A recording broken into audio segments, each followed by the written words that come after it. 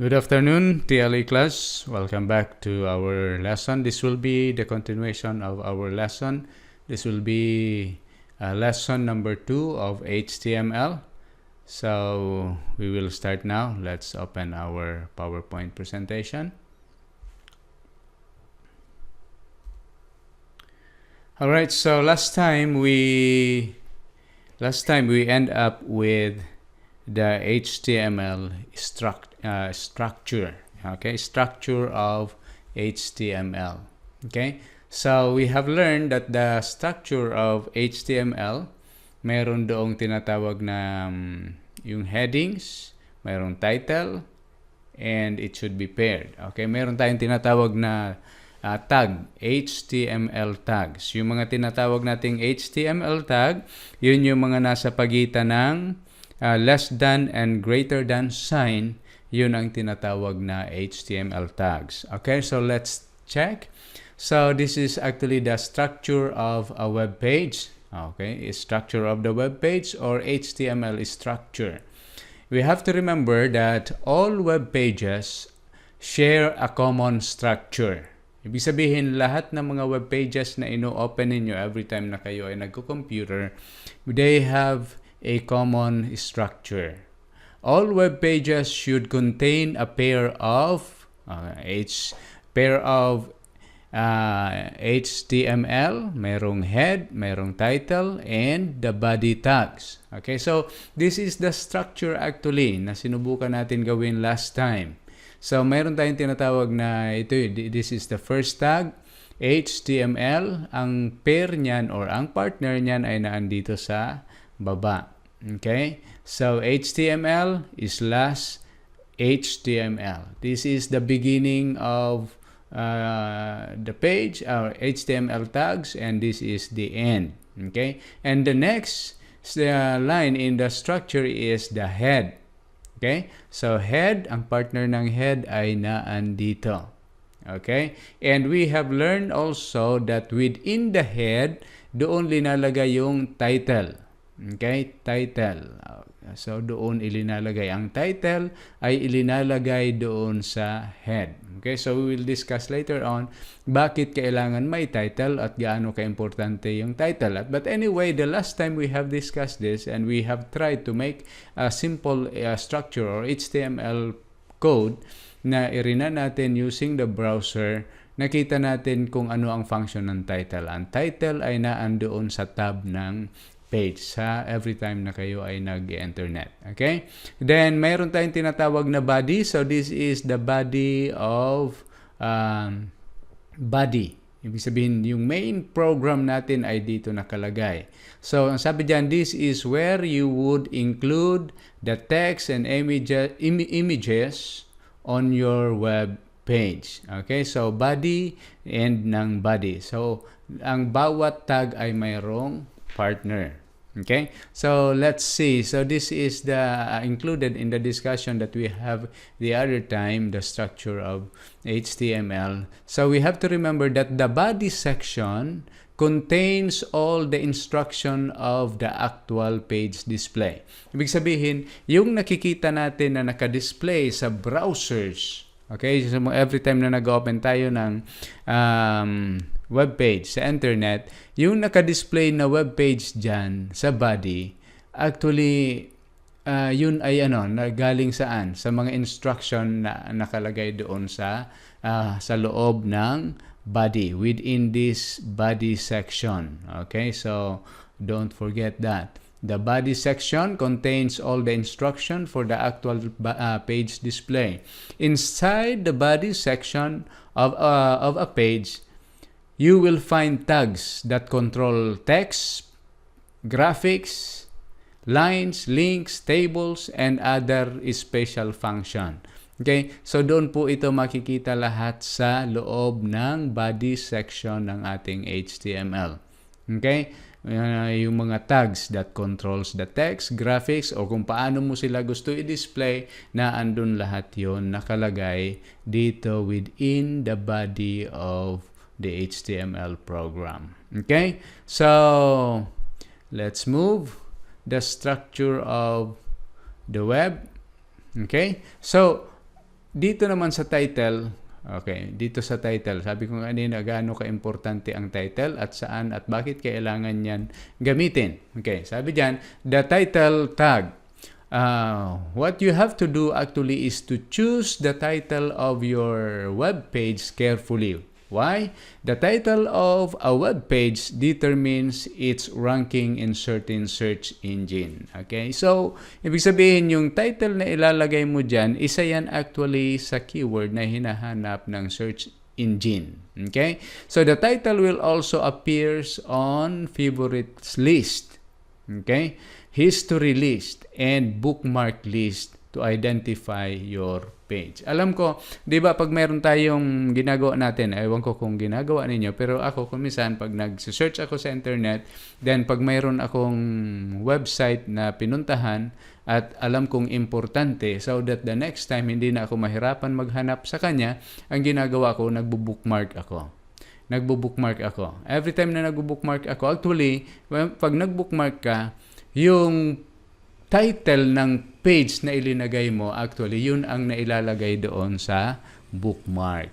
Okay? So, ganun ka-importante yung title na ginagawa. At saka, kung minsan baga alam ng computer, kung minsan yung may mga nag-record ang browser na mga history ng mga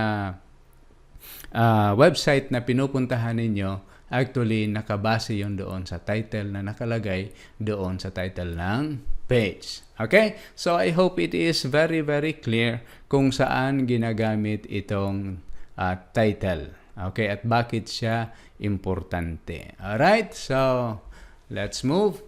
So, other related tags or text-related tags. Text is most often displayed in paragraphs using block form. No indentions, blank line between paragraphs. The paragraphs tags like P, okay, and slash P are used before and after a paragraph. Ito yung BR na ginamit natin last time, okay? Itang big sabihin ng BRI, line break. Okay? Line break. It is like pressing return or enter. The text that follows is displayed on the next line. Okay? We have tried that one the other time. Diba?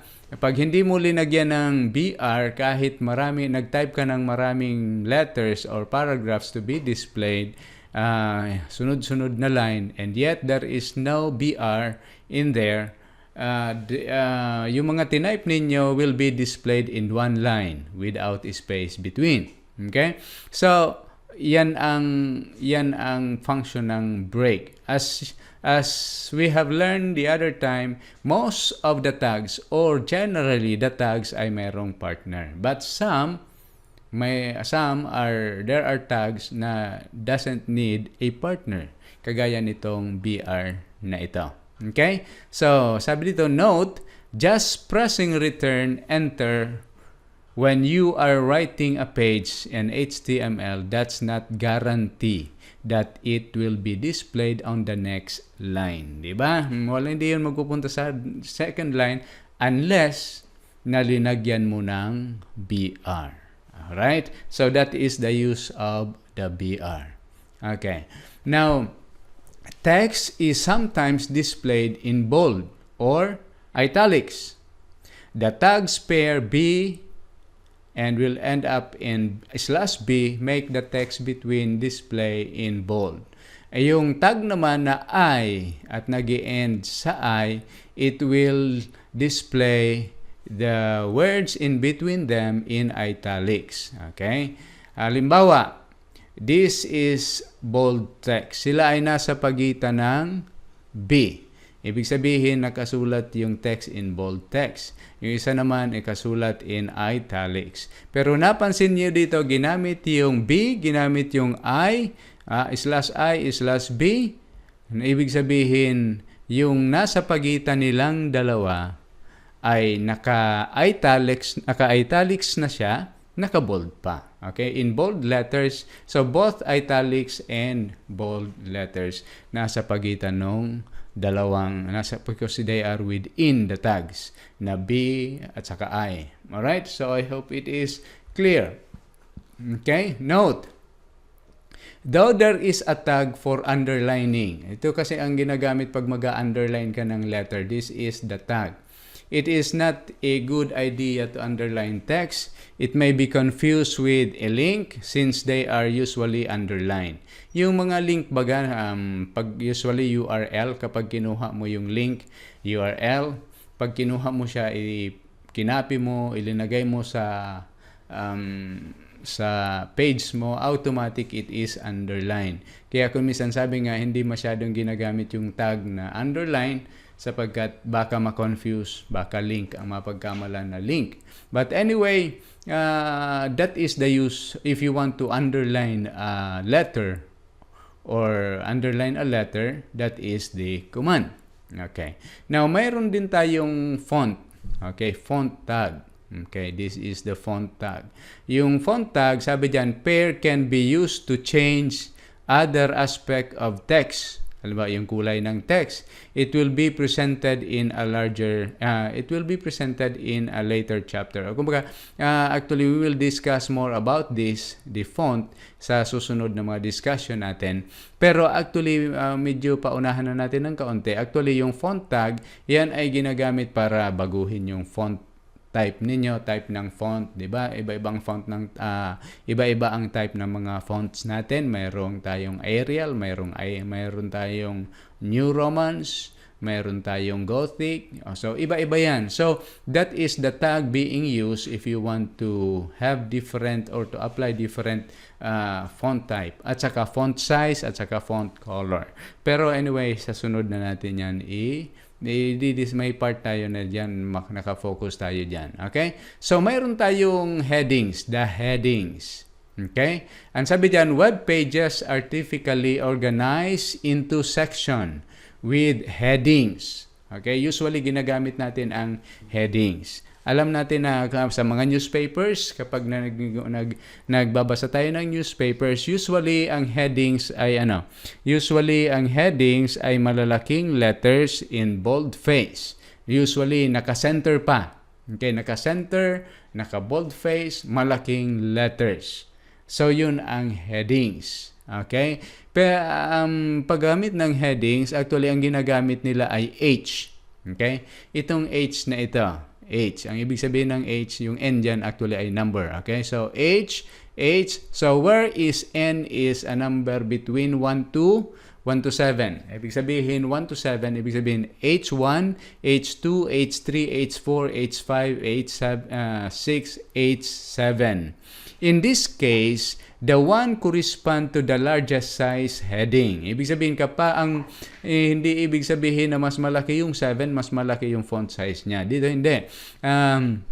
Pag ang linagay mo ay H1, yung H1, yung linagyan mo ng H1, yun actually yung pinakamalaki among the headings.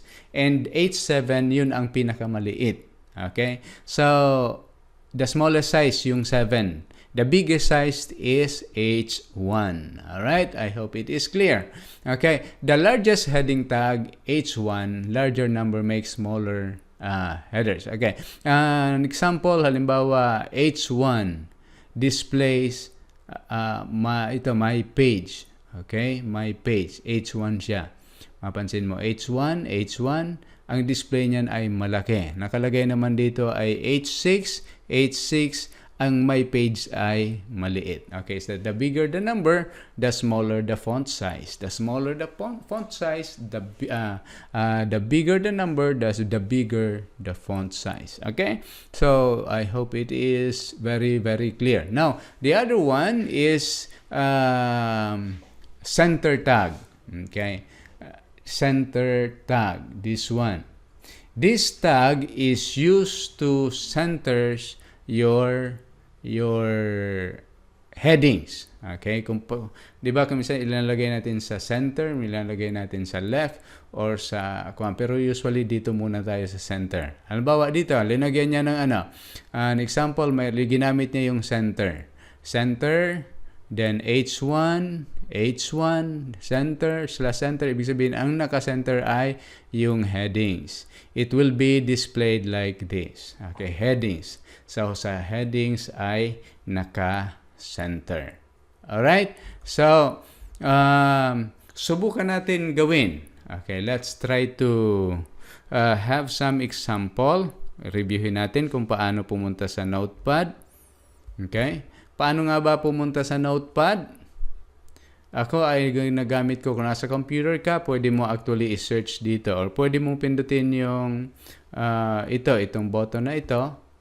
Pwede mong mahanap ang Notepad. Actually, andito yung Note 1, Notepad. Or, ang ginagawa ko dito sa search, ginatype ko lang ay Notepad. Lumabas na yung Notepad. Okay, i-click ko.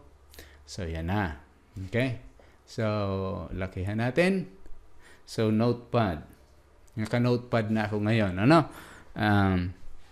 So, di ba ang structure niya, ang structure pa yung ginawa natin last time na exercises. So, ang structure niya una, ang nakalagay sa pinakaibabaw ay HTML.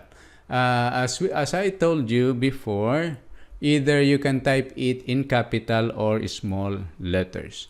Mapansin ninyo, usually ang mga programmers, you can start practicing it. Ang ginagawa nila para mas madali, naka-section, ginagawa ganyan, no? Na tinatab nila. So, usually, ang sunod dyan na tag ay head. Okay, so anyway, saka na siguro natin yan. Dyan na muna tayo. Head. Alright. Usually, saan nakalagay yung title? Dito rin sa pagitan nito. Okay. Siguro practicein natin na ganito. Ulitin natin. Okay, may partner dapat yan, di ba? Ang partner niyan ay HTML. Okay? So, yan na yan. Then, mayroon tayong tinatawag na head. So, head. Then, another one. Mayroon ending yan. Head. Okay? Then, sa pagitan ng head, doon natin linalagay yung tinatawag nating title. Then, nag-i-end ang title. Title.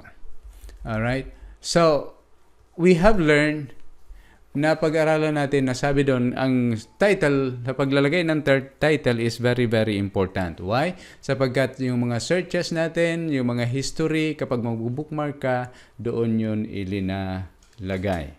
Okay? So, pag-aralan, so ang subukan natin ngayon ilagay natin ay headings. Okay, yung headings.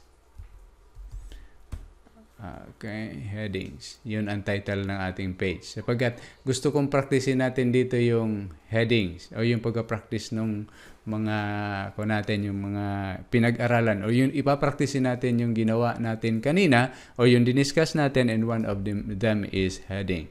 Okay? Then, ano pa yung naandyan sa structure ng HTML natin? Common structure. Number one is the body. Okay? And, of course, yan ay may partner. Slash body. Okay. So, we have learned that within this body, sa loob ng body, dyan nakalagay lahat ng, alin? Lahat ng mga HTML format or HTML tag kung paano mo gusto i-display sa screen yung ginagawa. So, kagaya, ang isa sa na-discuss natin actually, yung kagaya kanina, yung bold letters. Ano? So, halimbawa, headings. Headings. Okay. Linagyan natin ng tag na B. So, it will be displayed in boldface. Okay. Then, let's see. The other one is, na-discuss natin is I. Okay. Headings. Then, slash I. Then, yung isang diniscuss pa natin ay BI. Then, yung mayroon pang underline. Okay? So, yung mayroong U. Headings. Okay, /U. So, underline. Alright, so yan na po yung ating small program. Alright, so mayroong naka-bold face, headings, naka-bold, tapos naka-italics, tapos yung isa pa na sinubukan natin, halimbawa, pinagsabay-sabay mo. Alright, pagsabay-sabayin natin. Ginamitan mo ng B, ginamitan mo ng I, ginamitan mo ng U, yung word na headings. Okay? So, everything will end B.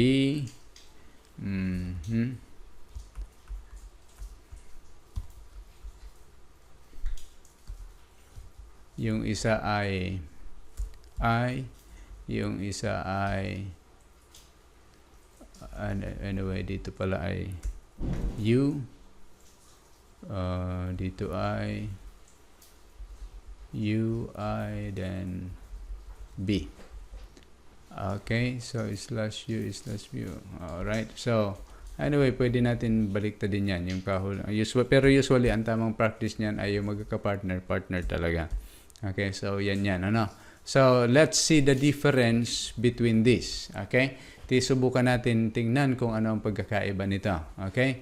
Now, sabi ko nga last time, lakihan ulit natin para kita nyo ng husto.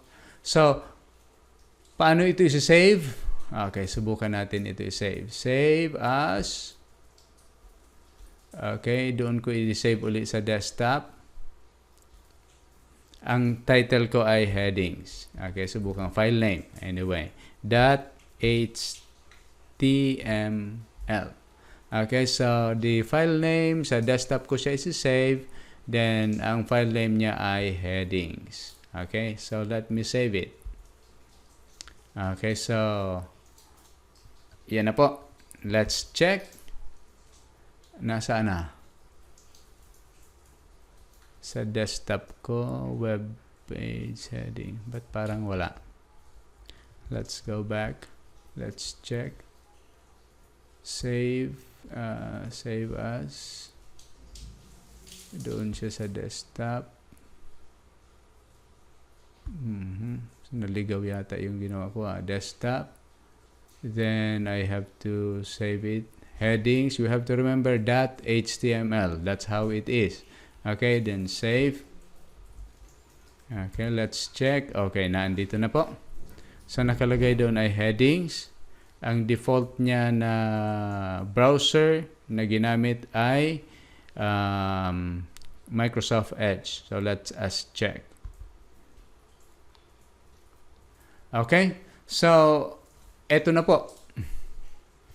It is already displayed on the screen. Okay? So, ang napansin nyo po sa ginawa natin kanina, napansin niyo yung una naka-B, headings, naka-italics, headings, naka-underline, then another headings, pero naka-underline siya, naka-boldface siya, naka-italics siya. Okay? Pero ano ang napansin niyo? They are displayed in single lines. Okay? They are displayed in single line. It's okay. Supposed to be ang gusto. Pwede natin gawin na dapat sila ay naka-display sa one line at a time. Okay? So let's have some changes. Okay? Ano ang kulang? Para ma-display yung isa sa baba. Okay?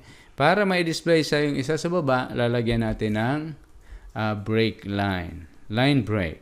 Ano yung line break? BR. Okay, so BR siya. So, lagyan ulit natin dito ng /BR.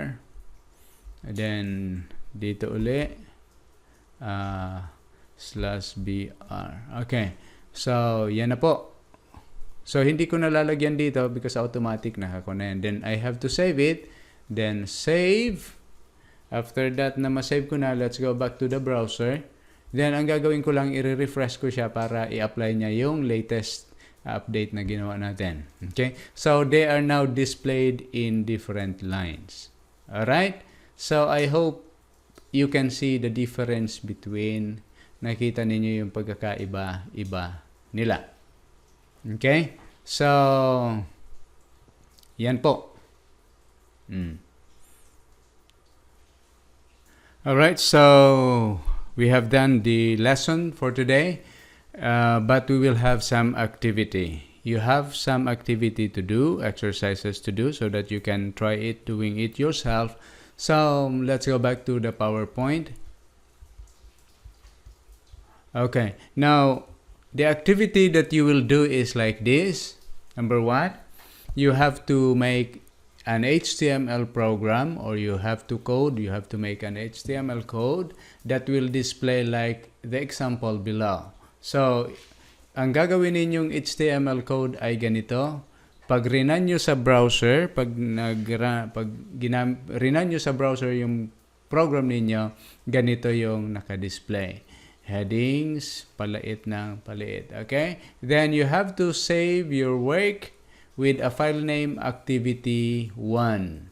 And number 3, upload it to your LMS account under ng homework. Okay? Doon sa homework, pwede kayo mag-upload doon ng mga files, kahit anong files. So, ibig sabihin, kapag isinave ninyo yan na activity1, yung activity1 na activity ninyo .html, i-upload ninyo doon sa homework. Okay? So, end of the lesson number 2. So wait for the next lesson, the lesson number 3. Thank you very much. Have a nice day.